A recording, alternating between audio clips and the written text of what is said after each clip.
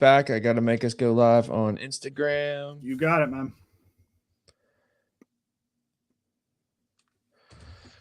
Come on. Do the thing.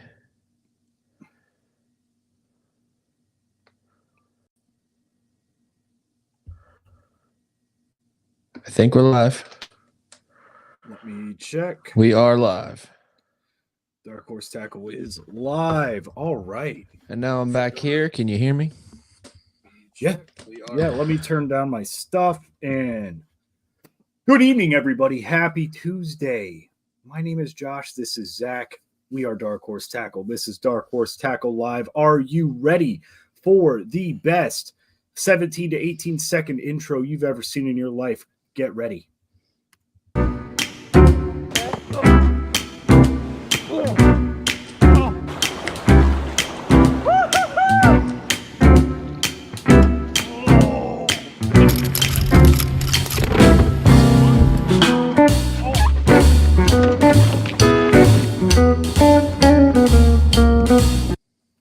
Absolute perfection. Now, you know, welcome in. There is a very, very, very repetitive theme in that video, and it's something we're going to touch on tonight quite heavily. Do you know what that theme is, Zach? Is it fishing? It's fishing. Believe it or not, it's actually fishing. You know why? We're going to do a little bit of a fishing podcast. Do you know why? What's that? Because we fish. Yeah, that's what we do. We're not too hot on the hot topics. We're not too worried about that. We want to talk to y'all about fishing. We want to make you better anglers. We want to discuss techniques. We want to talk about burping, maybe even farting. I don't know yet. But I don't know. I was thinking about scrapping it all and doing a symposium on time management. You know, I don't think either of us should be giving any kind of information as to. Well, maybe our special guest that we're having on today. Maybe he knows a little something about time management. Let's go ahead and bring him on. I love Who the Heck is Joe Brown? Who the heck is Joe Brown? Yeah. Oh, you're muted, buddy. No, I'm not. What's up, guys? How embarrassing is that? First time on Dark Horse Tackle Live and you blow it. What's up, boys? Oh, not too much, man. Josh and I were just wondering if maybe we should scrap the whole talking about fishing tonight and do a symposium on time management. Josh says that neither I or him are qualified to do that. We're wondering if you might be. Oh God, no! Just ask my wife. Okay. Yeah. Well, no jokes. That's a hard rule. Okay, deal. We're bachelors. We're men. I guess it's back to fishing then. Yep. God, it's honestly my least favorite subject to talk about, man. Joe, you're an angler out of the New England area. I am. What does it's September 10th, which is pretty much July 10th for us here in Ohio. Yeah. What does that look like for you? Man, when the fall's kind of coming. So it's a September slump, man. It's you have that time frame where everything just kind of slows down and you're really working for it. That's just how September is up here. I don't know if it's the same way for you guys. It's especially in the tournaments. If you're in a tournament, you're busting your hump just for 5, Yep. just for a full live well. But that being said, if you put in your work, you'll figure it out. Like if you put in your work and kind of educate yourself, you'll get the fish you need. So 2 hours, 3 hours. We'll say 3.5, 3.5 hours for a fishing day is probably not enough in September. Yeah. We just tried that. Yeah.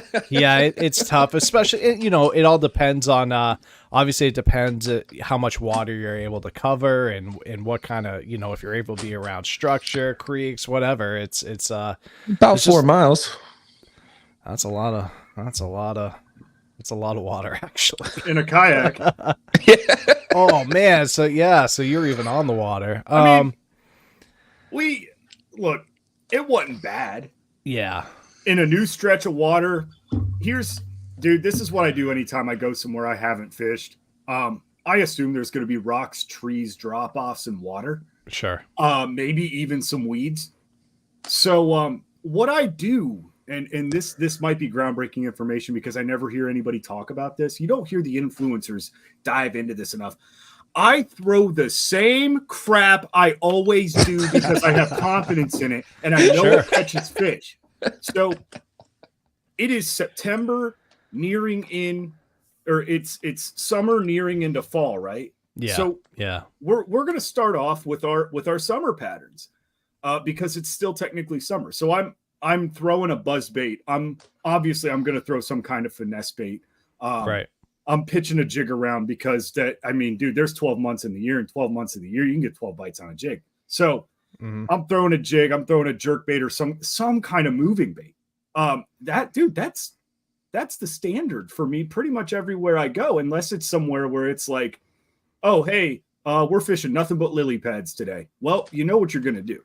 So, a lot of things go out of the bag. But when you're fishing open water and there's logs and there's drop-offs and there's big rocks and a little bit of move, whether the water's moving or not even, you just stick to what you know. I agree with that. I will be the first one to tell you that I'm a sucker because YouTube or whatever told me to throw this at this time. I go out and do it, don't catch a dang thing. And then, I go back to what I know, what I'm confident in. And next thing you know, I poke one or two. But, it's that one thing for me. I always try to stick with the stuff I'm confident with.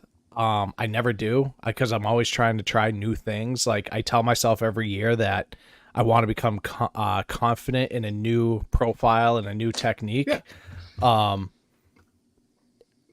But yeah, I'm a sucker for I watch obviously a ton of YouTube, whatever, listen to a ton of podcasts. I'm like, oh, this person told me to try this.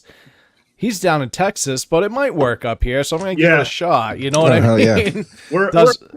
Yeah. It's the same, right? I'll catch a 13-pounder here in Harttown Lake, Massachusetts. Why not? Yeah, the one thing I do is, I know a lot of good sticks up here, and I will listen to them very closely, what they say, because, especially the old timers, man, the guys have been doing it for longer than I've been alive, competing or whatever, just fun fishing. And I always listen to them. Whatever they tell me, like, hey, this time of year you gotta be doing. So if I know they're a good stick, those I listen to, and I'm like, okay, take notes. But I always kind of funnel. I get suckered into a lot of the YouTube stuff. That next year, 2025. Yep. For the 30th year in a row, I am going to vow to try throwing more things under the water than on top. Okay. Yeah, good luck with that, man. Anyways. Dude, I'll tell you what, this season thus far. What did you try this year? Like what was the one thing you wanted to try? For me? Yeah. So this year was it was something that I've thrown before, but I wanted to become more confident and comfortable with. And it was, it was frogging. Cause I always, setting a hook on a fish on a frog bite is tough. You got to really time it correctly. So that was something I really tried to work on this year. And, I did. My percentage of hook sets definitely got better, definitely improved. I probably was, it ties into what I was going to say. This year is probably the most topwater fish I've ever caught all year, like ever in a season. So 2024 has been good. Yeah. Oh yeah. Yeah. 20. And I'm lucky to have a couple bodies of water around, like very local to me that, have a smallmouth population that just smash topwater almost all year, nice. And that obviously builds up your confidence as well. But you got some test ponds. Yeah, dude. I got a nice one 1.5 miles from my house. You know what I mean? Like all my Instagram stuff, my TikTok stuff that you guys see, a lot of that shit's right from that lake. You know. I'll add you to the same list Josh is on for people that I don't like anymore because they have water that is closer than 40 minutes. Yeah, that's tough. Oh, That's tough. Dude, that's like the one thing that's hard about like leaving where I live. Like, I've got 5 reservoirs within 20 minutes. Yeah. Yeah. And then I've got a ton of golf courses that I just happen to end up getting lost on my way to the lake or whatever. Well, dude, here, golf course fish are some of the best fishing you can do, man. As long as you get that permission or don't, Sure. you know what I mean? Like I've seen so many people smash so many it's big recommended. fish. It's a suggestion. Yeah, I mean, the few times I golf, maybe there's a rod in my golf bag as well. You know what I mean? Yeah, you don't need to worry about that. Yeah, but yeah, dude, I'm pretty lucky around where I am here because of that. Like, there's quite a few bodies of water, but what I will say is they're all very, small bodies of water in comparison to a lot of places around the country. So, but I mean, the good thing is you're able to break them down and kind of learn them a little better, a little easier.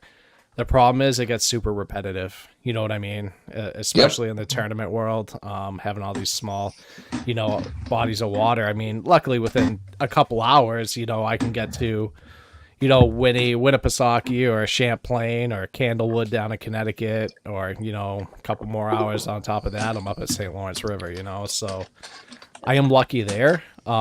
6 hours. Is that what it is for you? About 6 hours.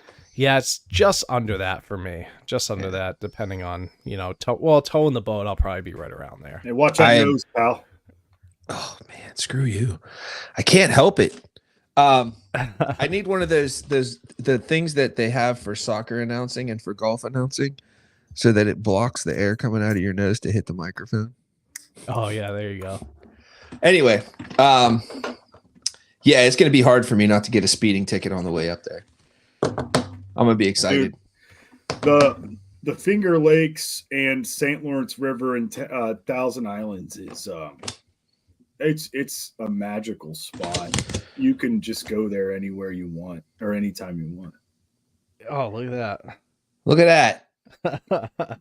You just want to interrupt the fishing podcast to talk about? Is that the lake that's real close to your house? So that's not the one. So the one that's real close to my house, about 4 minutes. That one's about 6 minutes. Does everybody see the background there? Can you figure out where it is, like the exact spot? Maybe you can catch that fish. Yeah, there you go. So that is actually the same lake. I actually caught that one on a frog. That's actually the same lake I caught my PB this year. Actually, in that vicinity, I caught my PB this year.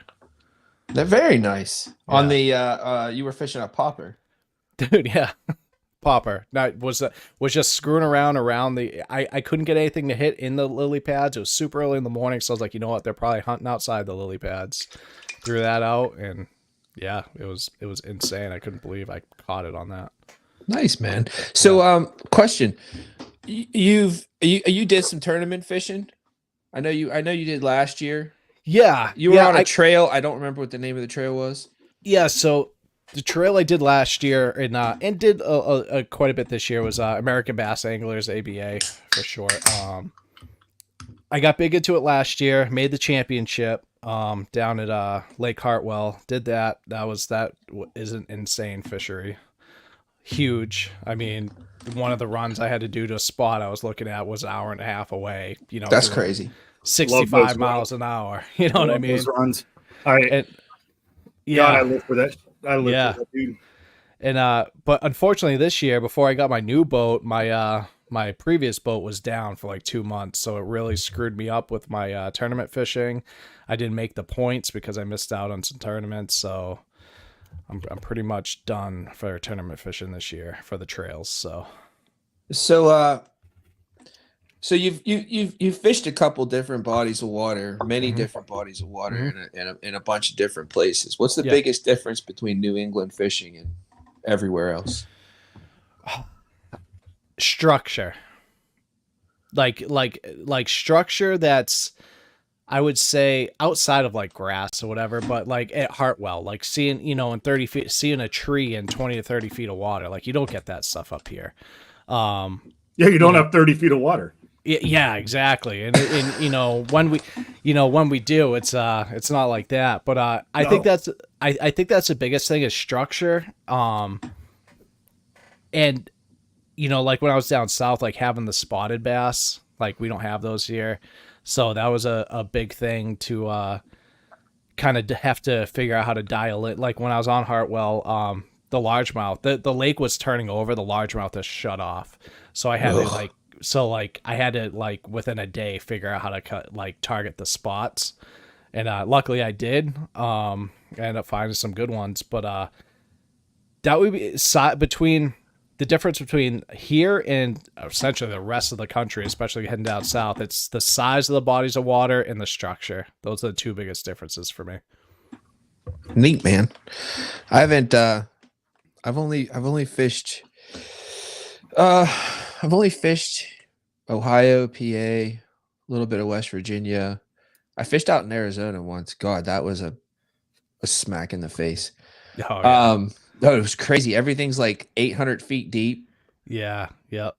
And yeah, like it was just, I fished all day. I caught a catfish on what is he even on? I think it was like a crankbait. Like Okay. that was it. For you psychopath. That's a drop shot only state, man. It was a deep running crankbait.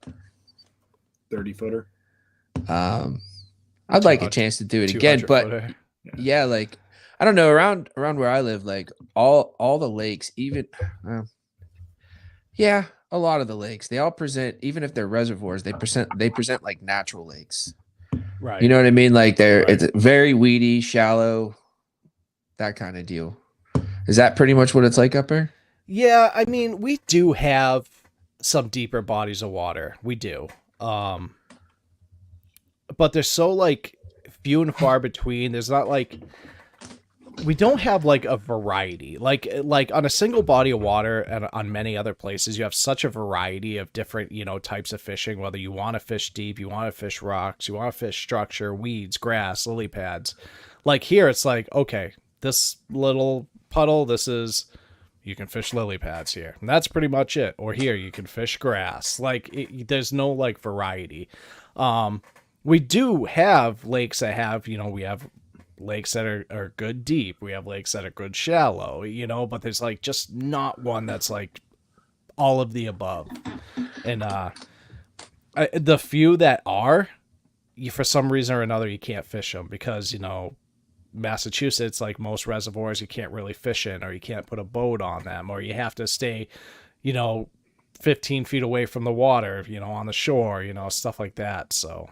Oh, like they have for drinking water? Yeah, exactly. Yeah. Yep. There's one in between Josh and I called Meandering Creek, and it looks so good all the time. I pass over it every time I drive out there.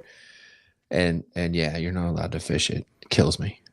Yeah, there's one spot around here called Wachusett Reservoir. It's you can fish from the shore, but only in season. It's actually like, Massachusetts, we don't have seasons for like bass or stuff like that, like you see in some other states, or trout. It's all year round. You can fish, but this place does have a season, and it's only from shore. And I'm telling you right now, the fish that just get taken from shore here, whether it's bass or largemouth, smallmouth, lake trout, like whatever, they're enormous. So I just can't imagine if you could stick a boat on there and like really break it down. Like I guarantee you, so many state records would come out of there immediately. You could stick a kayak on there as long as you have a PFD. Not in Massachusetts. No kayaks allowed. No kayaks. There's no type of vessel at all on this spot. Wow. Yeah. Yep. Only fish from shore.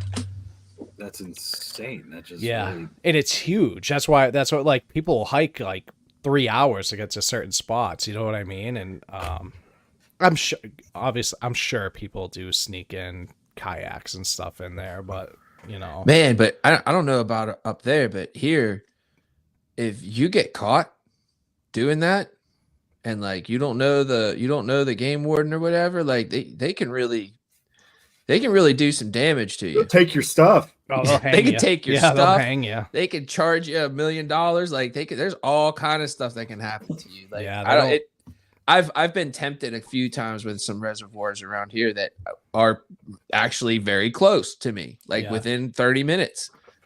But Yep. I'm too old for trouble. No, I get it. But yeah, I mean, but what's good for me with the body of water issue is, like I said, if like I went down to Candlewood this year, which is like they call it like the St. Lawrence of the South, you know what I mean? Like down in Connecticut. Mm-hmm. I went down there, did all right. I went on a Saturday during wreck boat season, so it was kind of terrifying. It was like one of the second send with my new boat. I was still trying to get used to it, but I've never experienced the whole wreck boat thing. I mean, I've had some people like irritate me a little bit, but I've never really experienced the wreck boat thing. Oh, dude, they make 1 ounce rattle traps for a reason. It ain't for fishing.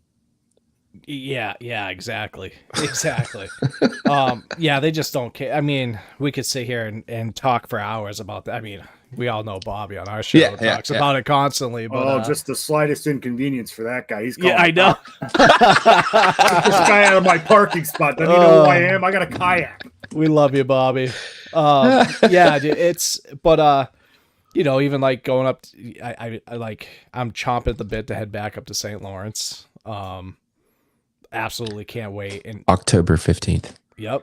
And the great part about that is now I'll have my boat and I won't be stuck in the middle crappy seats with my dudes and their boats because my boat was broken. But yeah, I'm super excited for that. And it has been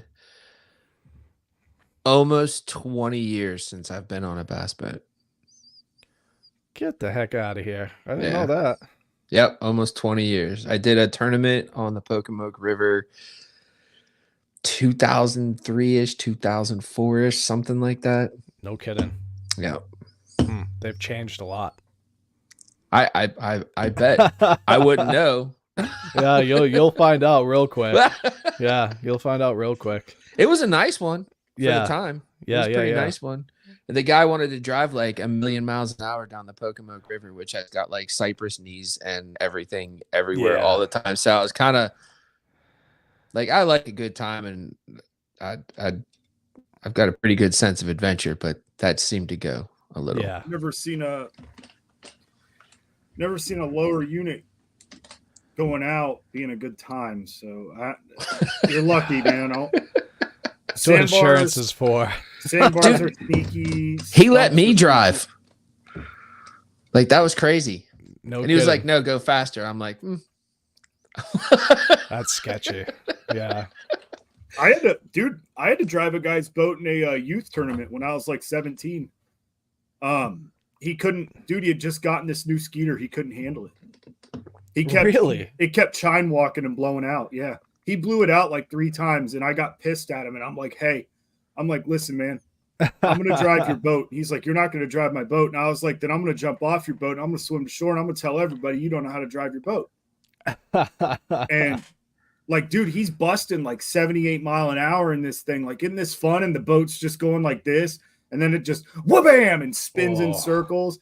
That's terrifying. Dude, the kid next to me, so it was a team tournament, right? Like you do a young guy and you do an older guy. You fish as a team, and kid's like crying, and I'm like I don't know what to tell him, like I can't be like it's gonna be okay because I'm not, you know what I mean? Like I was like, you know what? I was like, dude, I'm like, listen, I know how to drive a boat that chine walks. I know how to drive a boat. Sure. Like I grew up in a bass boat. Yeah. And for anybody that's wondering, my dad's been a manager at a boat dealership since I was 3 years old. So I've just been inside of bass boats my whole life. Yeah. And he was actually born in one. I was conceived in one doing 80 on the Ohio River. But just like Ricky Bobby.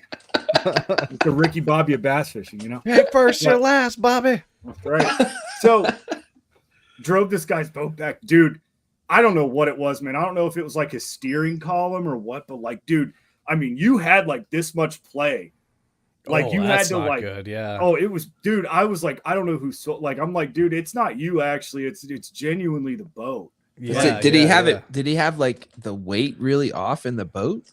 No, it was the cable for the steering. Oh, wheel. he had just too much play in it. Because I mean, a lot of Way times, it wasn't tight at all, dude. It was so a lot of times, loose. like from what I understand, like if your weight is not well centered. Woo. Oh, How are Josh has a drinking problem. Yeah. Um, Weight's more about like getting it on plane. and then I know that the Yep. prop can also, like, if you got the wrong prop for what you're doing. Wrong prop will mess your speed up for sure. It's not, unless you're actively putting on like the prop for the Titanic, you're not really going to have any problems. Yeah. You're just going to affect, it's just the pitch of the blade. Like it could just affect the roughness of the ride. Sometimes it could just affect a little bit of handling, but it's not going to blow. It shouldn't be blowing out. No. Like, the boat should be getting on plane. The boat should not be doing this. Or what's even scarier is this boat was going straight like this. Something wrong. Something wrong there. That's what was what was scary is I'm holding the steering wheel at like 2 o'clock man. and it's going straight. And I'm like, this is not right. And he's like, yeah, it's a weird boat, huh? And I'm like, it actually is. Yeah. Like you're not as dumb as I thought you were, man. Yeah. See, I don't know. I can't even figure out why my kayak does a donut when I stop paddling. Something about the weight distribution. Okay. Not enough weight is from everything I hear. It's not enough weight. I have put equal. So we need to put more weight. crap in there. I have put equal amounts of weight in the front and the back of that boat, and it still spins. No, it's not enough.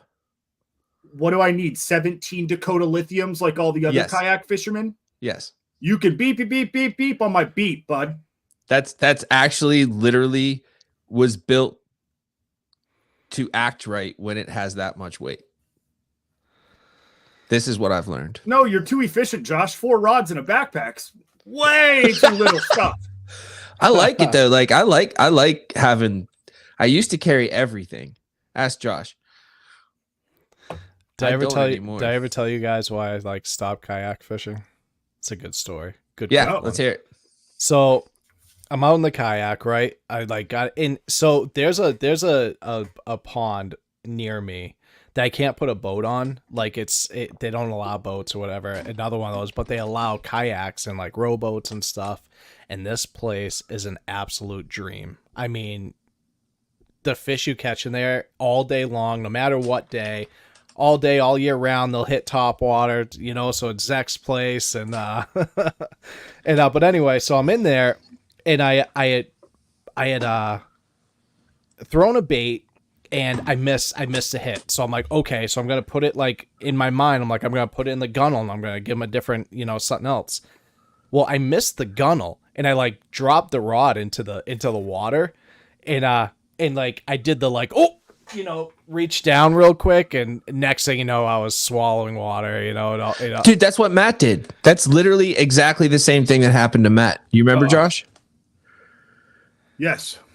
When Matt rolled over, he was going for a rod that he dropped. Dude, so I lost so much crap. I had like 4 or 5 rods on there. I lost them. I lost every single one. It was in like 15 feet of water. Oh. My cousin went and actually like snorkeled to look for him, but it was so like gross and mucky. Way. He's like, dude, I can't.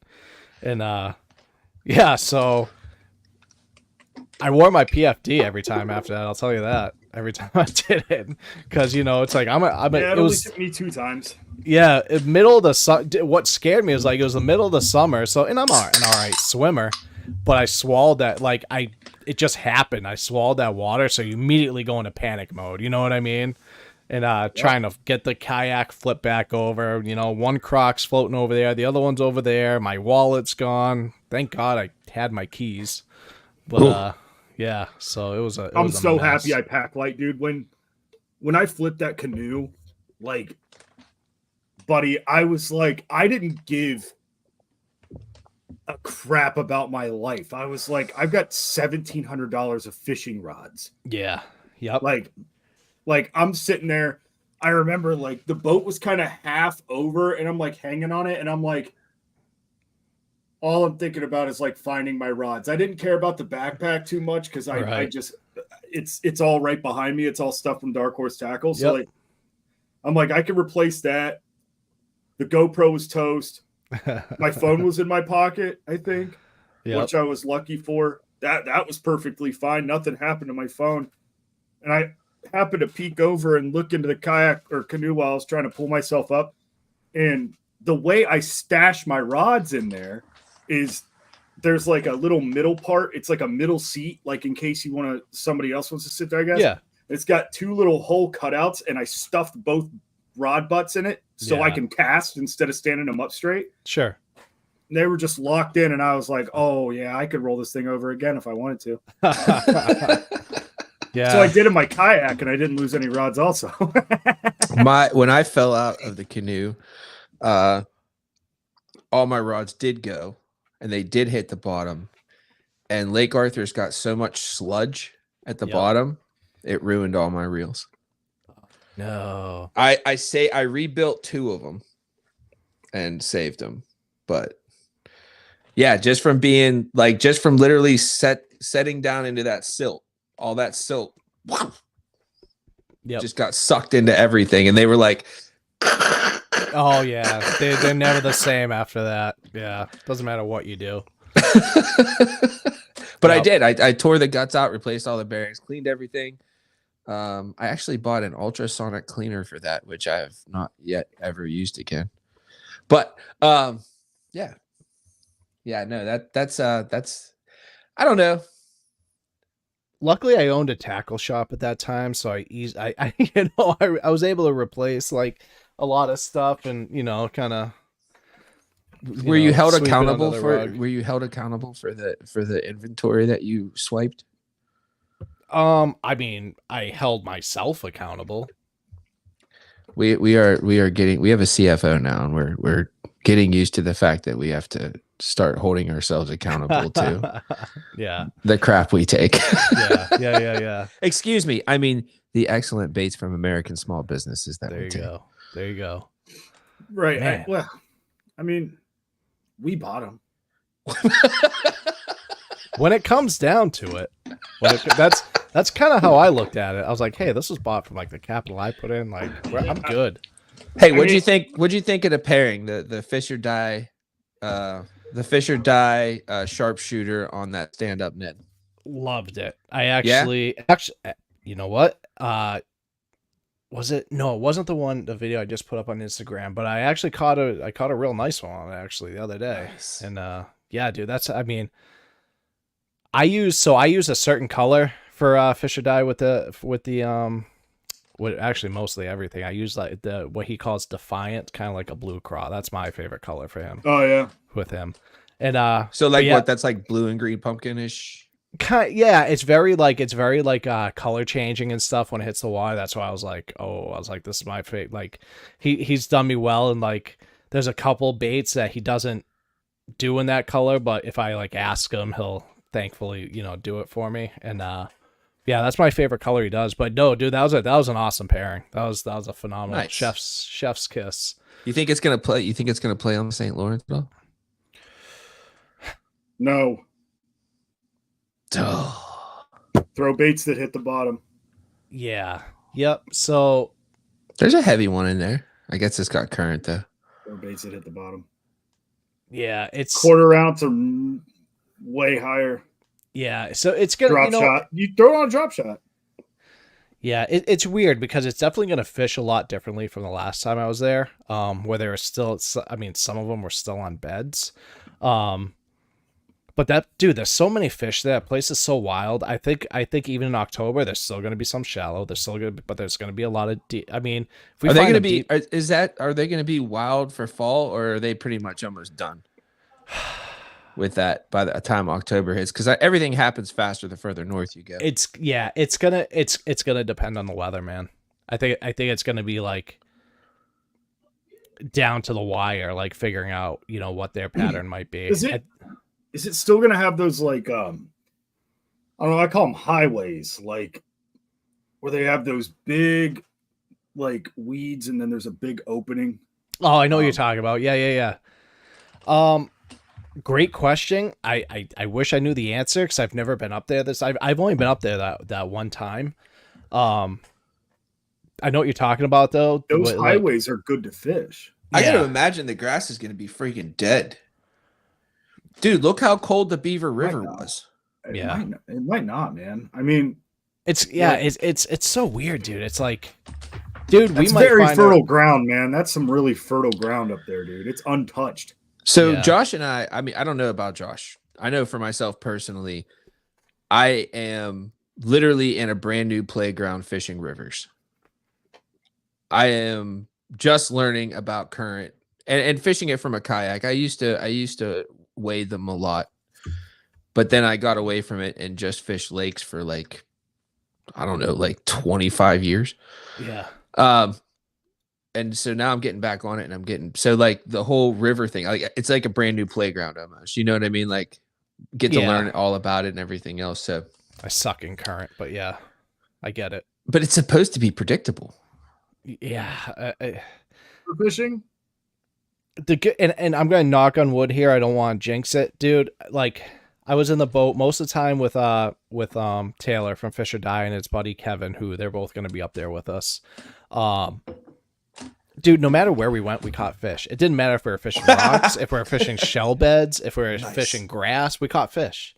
I mean, and then if you want to get weird, you can go into the shallows and fish for largemouth. You know what I mean? It's an absolute. I mean, I covered that place from with those between them and Josh Codier. I covered from the Lake Ontario up well into Canada. You know what I mean? We did like a 70-mile run one day. And dude, it's just there's fish everywhere. It's bananas. It's bananas. It's the wild, wild west. The entire Great Lakes is, and I tell people this all the time. I used to fish a tournament on Erie towards the end of September every year. Big money tournament. I got second place once. The only reason I got second place is because it was a 2-day tournament, and the guy who won followed me the next day. Yeah, there you go. And he had a faster boat. Good for you. Yep. It's actually the guy that carries the hog trough at the Columbus Fishing Expo, and that is why I never say a word to him, because I do not like that man. And if I were to have more than a sentence come out of my mouth, I think these 3 fingers would turn into this real fast. I'm mad about it, dude. It's $50,000. Okay. You don't mess with my money, and you don't mess with my fish, more importantly. So it's like an hour and a half, 2-hour run. And it's like this close to the border of Canada. There's a helipad. You don't fish the helipad. Off of the helipad, there is a construction site for what was supposed to be a helipad. The helipad is Canadian. Okay. But they accidentally started the foundation in American waters. And they were like, we can't do that because it's American water. So you've got 20 foot of sand and a boulder here and there. And then it's just these 4 pillars. And these fish were in the middle of the lake on these 4 pillars. And they're just, dude, they're just there. They're all 20 inches. They're all 4 to 6 pounds. And they eat everything. That's the thing, Zach. You can get away with a Ned rig. They will eat everything. But getting it to the bottom for whatever reason is really important with those smallmouth. They want to see it come down so they can look at it, and then eventually, like a cat, just get mad at it and hit it. Yeah. And the thing too is like there's so much water there. The current's always every spot you fish in there, the current's different. And whether you're in the main channel, one of the outcroppings, or the tributaries or whatever, the current always changing. So like if you have to throw on an 1/8 ounce, or even like get crazy and throw a 1/4 ounce Ned because the current's so bad, that's probably not going to work for you when the current is non-existent. So it could be constantly switching out weight. That's what we were constantly switching out weights, weights of Neds and drop shots, all that, like throughout the days. And you'll see, dude, it could get crazy to where you're throwing fucking blade baits or excuse my language, you're throwing blade baits at in the rocks. You know what I mean? It's fine, Joe. The podcast is ruined. We've been demonetized. We're not going to make 30 cents on this video now, dude. So. No, first but, we would dude, have to apply to get monetization. I was doing so good. I've done blade baits at that time. We all were. Yeah, it's I love throwing blade baits in the cold water. So it's like man, I was talking to a buddy of mine. He's like, dude, that might be blade bait season. I was like, I hope not. I hope not. I've got because some. The reason why I hope not is because that means that if you gotta throw blade baits, they're getting super finicky, and I don't want it to be like that. I want them to be like chomping at everything still. But drag a tube, throw a Yep. stupid tube, drag an open hook tube. Yeah. If you're not packing a drop shot up there, I feel bad for you, son. Yeah, I will be. I hate it, but I will be. The last time I went up there with my buddy Eddie, we were pre-fishing for that tournament, and I did everything I could not to throw a drop shot. Yeah. I did everything I could. This was when the Max Scent Flatworm came out. Oh, yeah. And I did everything in my power to not throw flatworms. Yeah. And I didn't. I didn't throw a drop shot at all. I didn't throw a drop shot. What's funny is actually this is the exact bait that I caught a ton of fish on. This oh, no that's kidding. the Black Label 300 proof. Yeah, I was fishing 8 to 12 foot of water, and I was reading the graph as we were going. Yeah. I was telling Eddie, I'm like, buddy, there's a lot of big rocks here amongst these piles. Like, and he's throwing a drop shot, he's just sticking it straight down because we're on 360 looking down. Yep. Yeah. And I'm like, well, if these fish are right down here doing the same, like who's to say that these fish 60 feet that way aren't doing the same thing? Right. Like it would get to the point where this thing would hit the water. It'd go about a foot in and you'd watch one come up and hit it like the second reel turn, dude. Yep. And what's funny is I've never bent triple grips in my life. And I had to replace the hooks on that crankbait.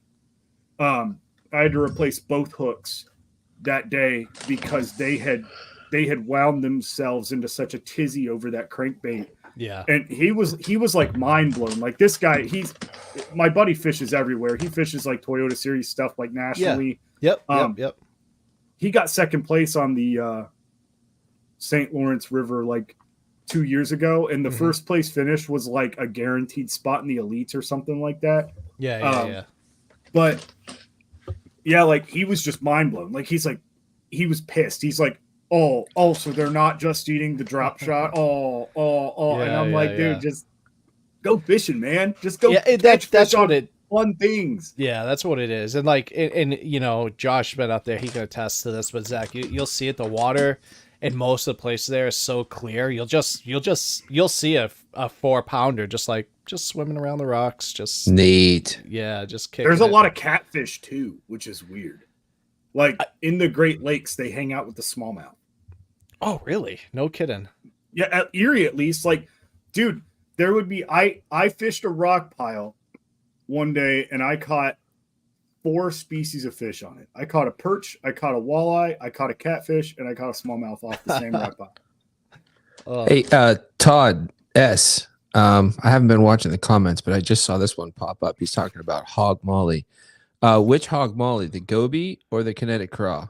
Just curious, because that kinetic craw, I freaking love that thing. I'm gonna guess the kinetic craw. That's what I'm gonna guess too. The most relevant hog molly even like oh, we might actually. I gotta ask Taylor if you can go into it, but dude, we might even take a taste of the lake depending on the wind and the chop and everything. Nice kinetic craw. Yeah, that kinetic craw. There's something about that. Whatever James from Hog Molly, whatever he did and the research he did and all the time he took to make that bait, he did a really good job. That thing is wicked deadly. Oh yeah. I added that for you, Joe. Wicked deadly. I don't throw it as much as I should. And I want to ask you, Joe, like I should throw the kinetic crawl more, but my favorite bait all year has been the Black Label CP Crawl. It is like the most versatile bait that I think we've ever gotten in Dark Horse Tackle history. Mm-hmm. I've used it as a bladed jig trailer, a buzz bait trailer, and that was one thing I wanted to learn this year myself. I kind of give myself side quests. It's not really a whole year thing for me. It's more or less like, No, I get it. I told Zach ever since like last year, the lake that him and I fish, I'm like, I really want to punch this lake. Like I really want to flip it hard. Right. Like I want to flip lily pads. I want to flip these big weed piles. So finally got to flip with like an actual flipping hook and a big heavy weight, the CP Crawl, and that caught fish. I've used it as a jig trailer, bladed jig trailer. Like I've used it for everything. I need to interrupt you real quick. We have a question from Jarby Jones. I believe it's coming from Instagram, which I don't have my Instagram comments up, so I'm sorry I missed this. Me neither, dude. But Jarby Jones, you ordered your box yesterday. I will. Yes, you will absolutely get started with the September box, buddy. We got you. Heck yeah. Yeah, it you have to. We make extra boxes just for that. And yeah, we actually have an entire online store with the products that we put in the box. But you have to order really close to the next month for you not to get that month's box. Like it'd have to be right near the end of the month for you not to get it. So yeah, we got you, buddy. All right, sorry, continue. No, I was just curious as to what like your favorite like bait this year that like you just new to you. It doesn't have to be a new bait. It doesn't have to come from Dark Horse Tackle. I'm not going to hold you to the gun. Don't just Z-Man. Please don't say Z-Man. I promise. That's all I'm saying. I'm not driving 12 hours to yell at you. But maybe. No, the CP in October you like, only have to drive 6. Nice. Yeah. The CP Crawl was it. Yeah. For me, man. Like that was it. Obviously, and you know, this just isn't because, you know, I work with them or whatever, but, you know, the fact of the matter that, you know, Fish or Die has come out with so many awesome baits this year. And being able to have the opportunity to, you know, put my 2 cents in and, you know, to a couple of their baits. But, dude, like I've discovered, and a lot of it being because of you guys, I've discovered so many awesome companies this year that I just love using their baits. Between, you know, I've been huge on the Fish or Die with my finesse stuff. I really enjoyed using Beast Coast jigs. I don't know if you guys ever use those. I tried it. They've been phenomenal for me, and in that $25 popper that I caught my PB on, you know, that thing, almost all the paint's gone already. I've caught so many fish. Yeah, that'll happen with those mega bass baits. It's so weird. I know. For a name or something. I know. But no, dude. So it's great because the great thing I've been able to do is like even like there's a couple crocodigator baits I got from you guys where I'm like, oh, let me check out these guys. You know what I mean? This year was a shaky head. I'm a big shaky head guy. And a big worm. What was it last year? Last year was the buzzbait. Buzzbait and toad. Okay. Their head knocker. I've got some reservations on the toad itself. You know, if Crocodigator happens to be watching, the plastic can be softer because if the plastic was softer, it would be more rigid. The plastic is too rigid to the point where it does not hold up, because when there is a giant hook and 2 barbs going through it, it just tends to split right open because of the way it's poured. Yep. If you softened it up a little bit, you definitely have a more resilient product.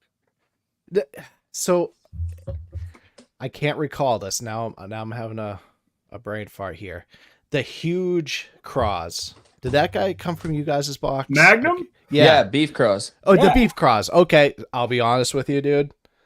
I know Bobby is a big proponent of it, and I was like, I've always been kind of a compact guy. You know what I mean? And like with my baits, I took between Bobby and another friend of mine threw a jig over to me the other day on the lake that had, you know, it wasn't that, but it was very similar.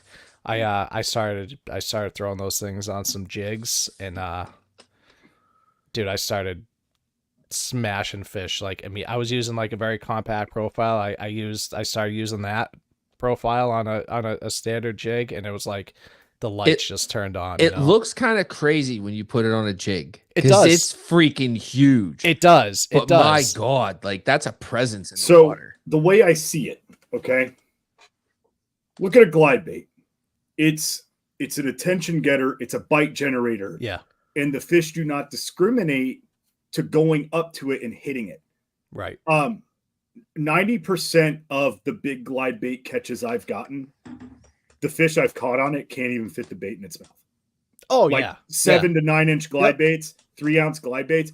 That bass would have to be over 4 pounds every time to get that bait in its mouth. So the way I see it is, if you're getting a bite on that jig, but the fish is able to get its mouth on that jig and in its mouth, it's going to be a good fish. Like you're looking at 15 plus inches for every fish that you catch on that jig, just because of how big the bait is. So you're looking at, it's not necessarily a numbers game. Like if you were to throw a compact jig in a tournament and go, okay, I'm going to hit these spots, you bang out a quick limit. That's when I cut the small jig off and I'm like, all right, let's try the big jig, see if we can generate a bigger fish bite. Yeah. If I miss a bunch, it is what it is, because I've already got a limit of fish. Yep. And like the big thing with me, like with those baits and that one in particular, was with those craws, you know, when you finish your cast, you bring it in, those things are just like going absolutely crazy. And I was like, okay, because like, you know, I will, especially in the grass, I'm not just dragging my jigs through the grass. I'll pop them, hop them, or whatever. So when that thing's coming down, dude, and they're just like you just said, it's exactly right. It's an attention getter with that movement and everything. And yeah, they're insane baits. I'll be 100% honest. When I first saw it, I was like, nope, not me, man. And because of like, you know, and thankfully, you know, because of you guys and, you know, some other, I've been able to like kind of come out of my shell and like, you know, be like, okay, well, they're not making them for nothing, so they must work. So let me try this and that and this and that. And yeah, it's. We did that in August for a reason. And the reason why we did that for August is because August into September, our box was a little late. So a little bit more in September. But when it gets tough, sometimes, especially towards the end of the year, the fish they're very educated. They've seen everything. Of course. And so it actually pays to go really small or really, really freaking big. Right.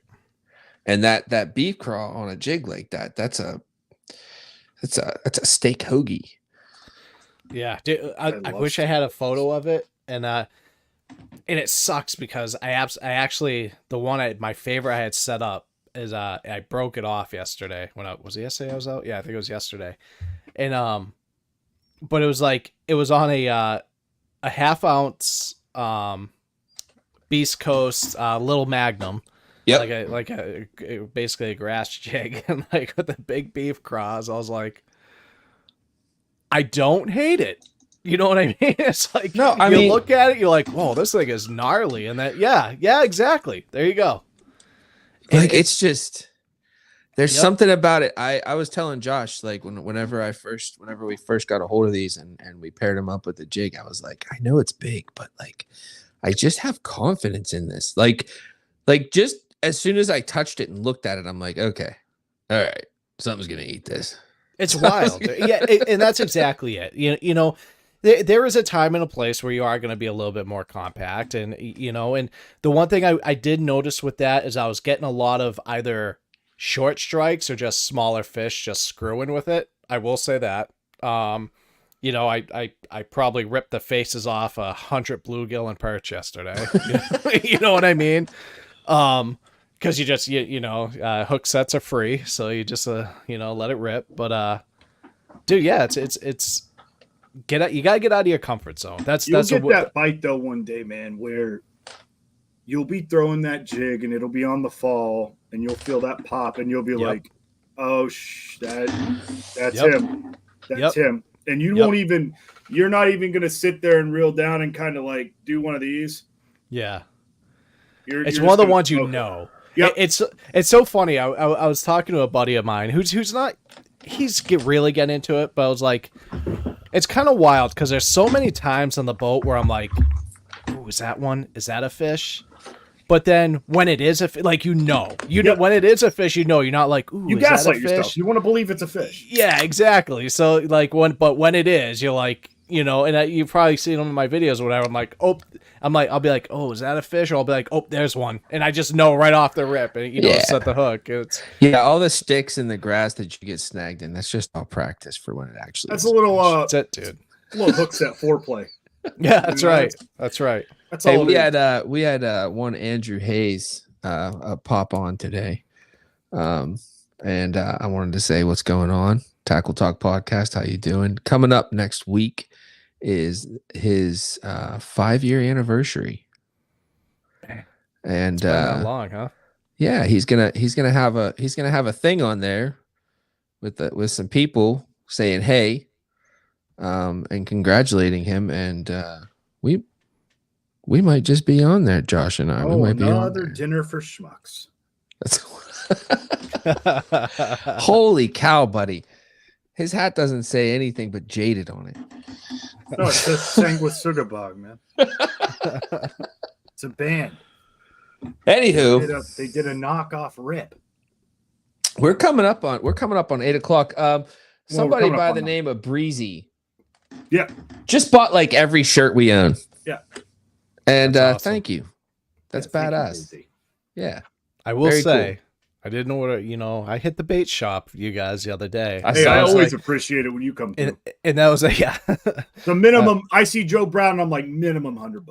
I just awful with my money, guys. That's all it is. Yeah, you know what it was? My kids haven't eaten since I ordered them because you know what Whatever. So no symposium on time management or financial wellness. Yeah, that's it. Yeah. But, look at that. Hey, 3 peas in a pod, huh? Yep. Yep. So like another thing I've been trying to get really confident in this shit, like Roverisa, is like my Demiki rigs. And when I was like, and I'm thinking, I'm like, man, what am I gonna find for some Demiki? And I was like, you know what? Going Dark Horse. I guarantee you they have stuff that'll work perfect for that. And I had to get my obviously I had to restock on my big Joshies. So. I gotta say it. I foreshadowed the hype, and Zach can confirm this. I have it written down on my board. Okay. From last November, when we did our one podcast episode, I wrote down hover strolling, and I wanted to talk about hover strolling. And Zach was like, what? And I'm like, hear me out. Yeah. It's a thing.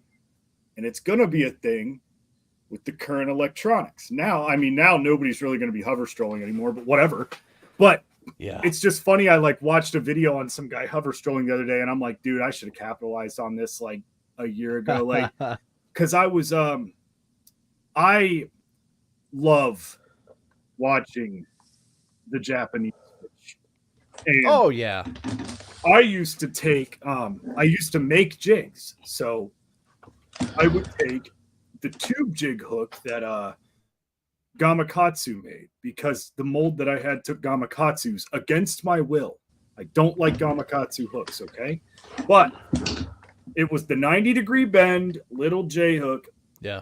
And I would take a fluke, or Depps makes a specific fluke style bait with 2 fins on the side that go like this. And regardless of how it's rigged, when you pull on it, it shimmies like that. But I would take that and I'd throw a nail or a nail weight, whatever. I'd throw like a 3/32 nail weight in it. And I would just make bomb casts. And in the wintertime, I would just simply reel it in, because it just went like this. Yeah. And then I started the Dark Horse tackle gig, and I never went back to it, just because it was like, oh, that was a cool experimental rig. Thanks, YouTube. Yeah. Speaking of YouTube, Also because you don't have freaking time. but we have like at least 6 new baits. Yeah. Every single month.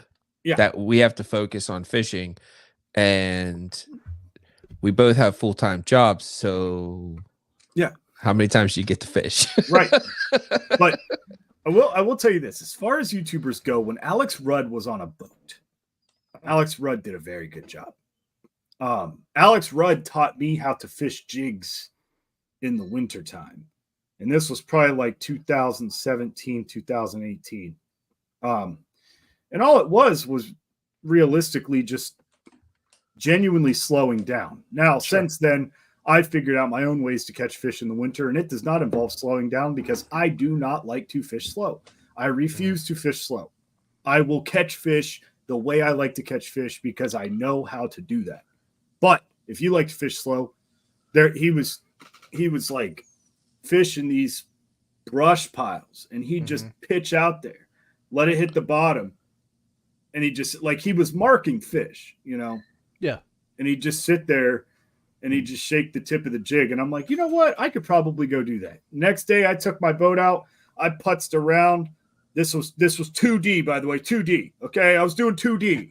Right, I'm better than you. I had 2D, and I'm just marking the contour, looking at arches, and I'm like, okay, big pile of arches at the bottom. I make a bomb cast, I drag it out to where I think it is, and I just sit there with my jig like an idiot in 38-degree weather. And I'm like, all right, okay.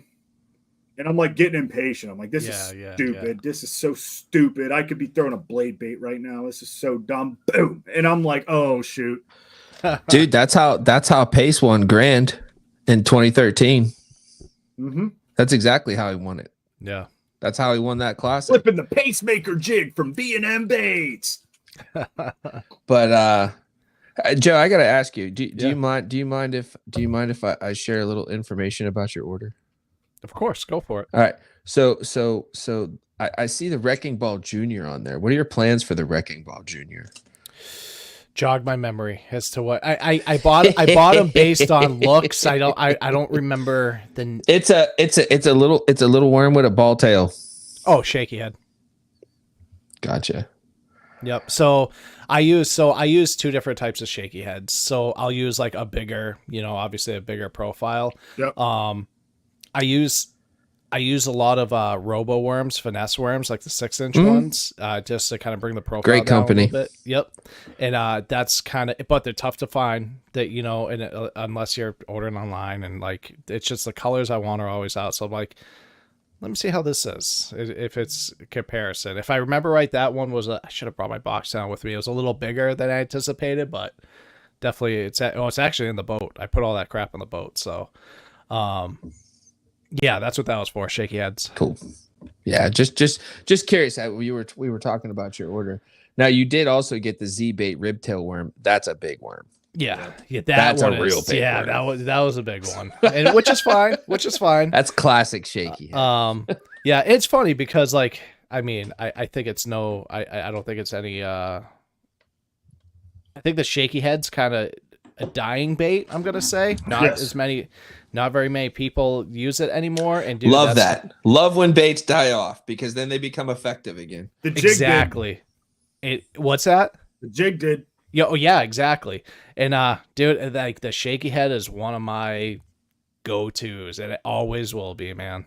I fish a shaky head. I've always fished a shaky head the way I fish a Ned rig. I've never been one to make it weedless. And if I do make it weedless, I throw it on bait casting gear because if I'm making it weedless, I'm throwing it into trees and stuff. But yeah, I use it weedless, and I have it on bait casting gear all. Dude, I can't set the hook like that. Like, dude, I'm breaking 40-pound braids sometimes. I can't be throwing that stuff on 10-pound test line and setting the hook. I just can't do it. But I just do open hook, slide it right on the big head.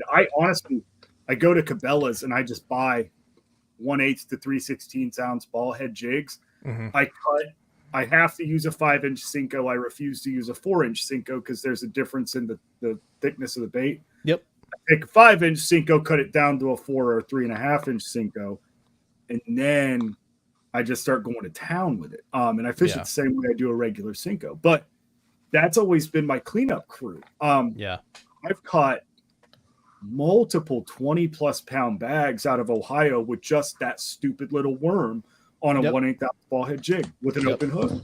Yep. Yeah, it's like mine's usually a quarter ounce weedless, and I, depending on, I'm going to tell you right now, quarter ounce weedless with, or sometimes even an 1/8 ounce, but I usually go, putting it on a casting gear. I usually do quarter ounce and do that roboworm finesse worm, that straight worm. It's for the smallies, dude. They absolutely love it. They love it. And then if I'm really trying to hammer some decent largemouth, especially like in the grass or something, that's why I go with something a little bit bigger. So try to hit that.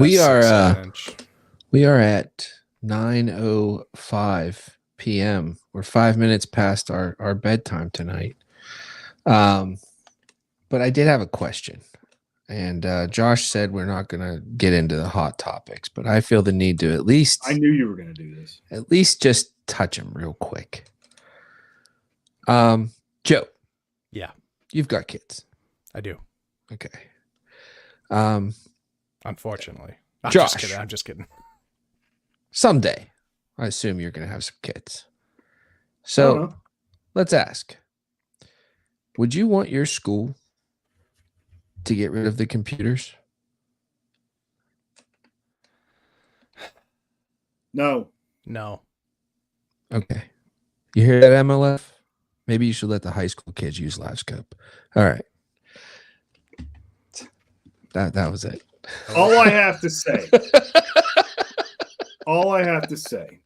is you only have two hands. And for some reason, professional bass anglers act like they have 8.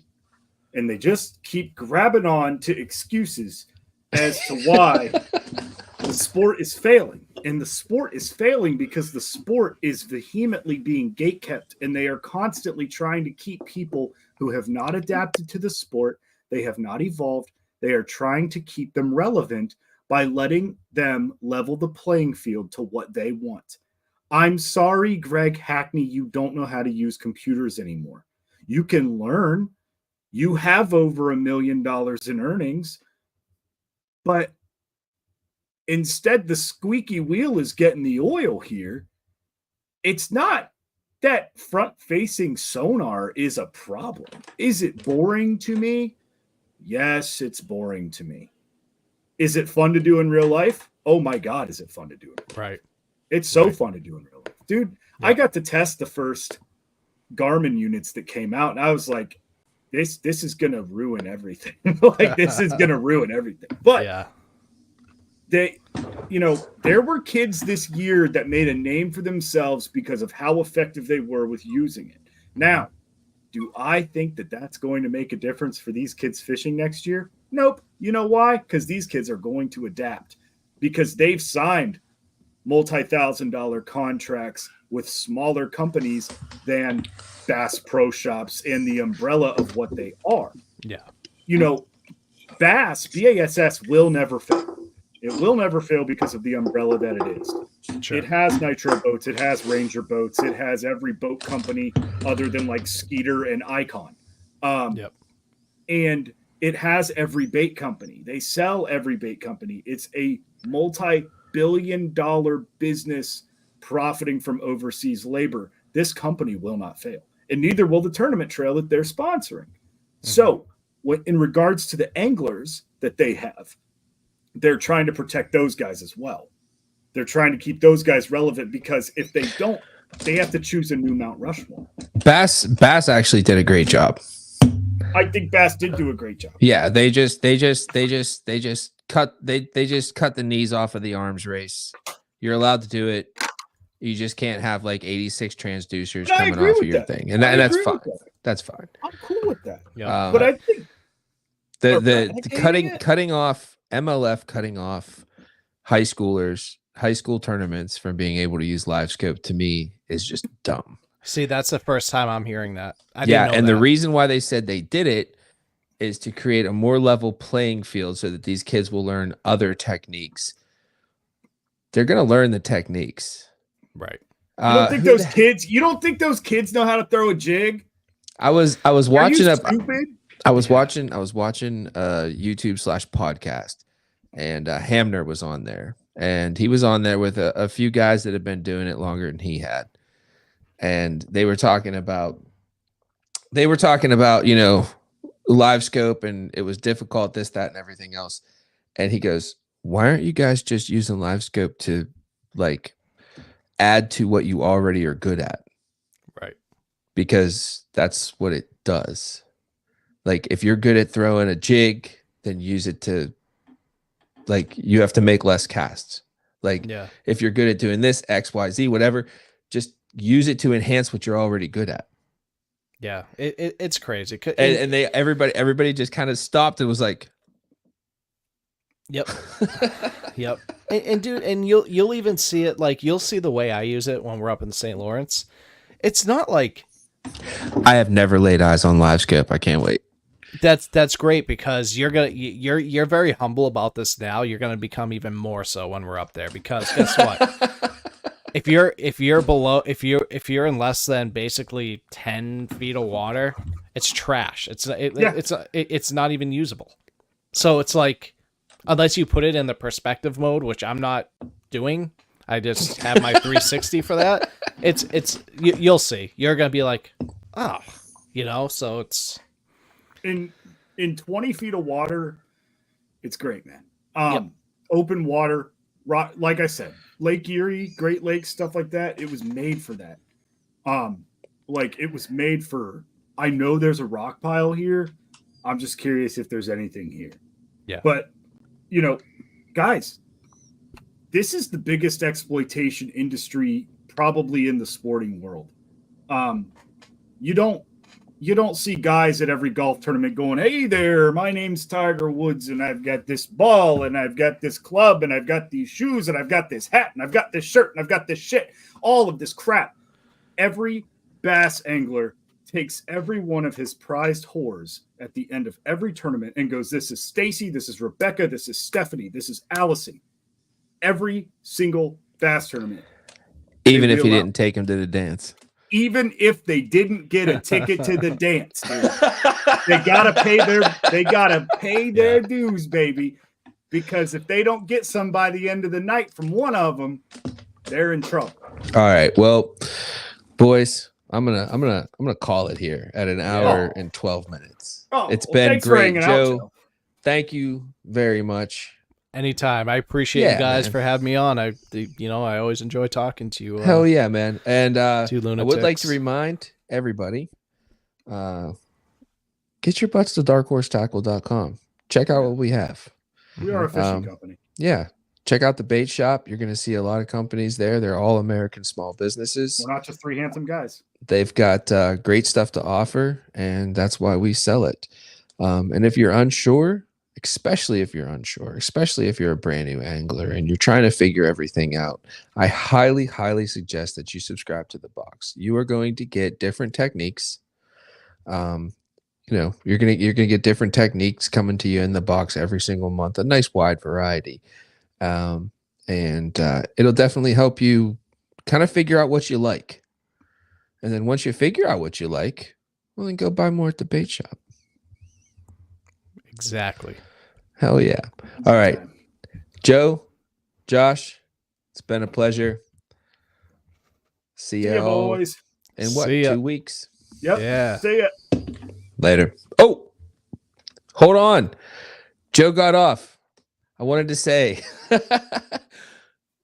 everybody, every week, Sunday, Jigs and Bigs.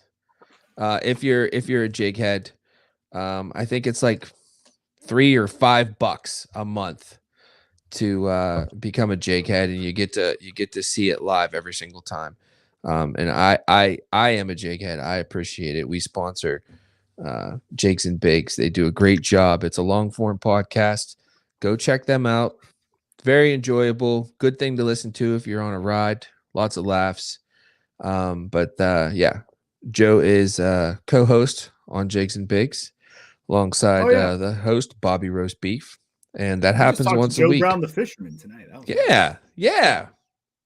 No question who Joe Brown was tonight. Not who the heck is Joe Brown. We talked to Joe Brown, the fisherman. Hell yeah. Give him a name for himself. But yeah, go check out Jigs and Bigs. Check out darkhorsetackle.com and keep fishing, everybody. Yeah, have a good one, everybody.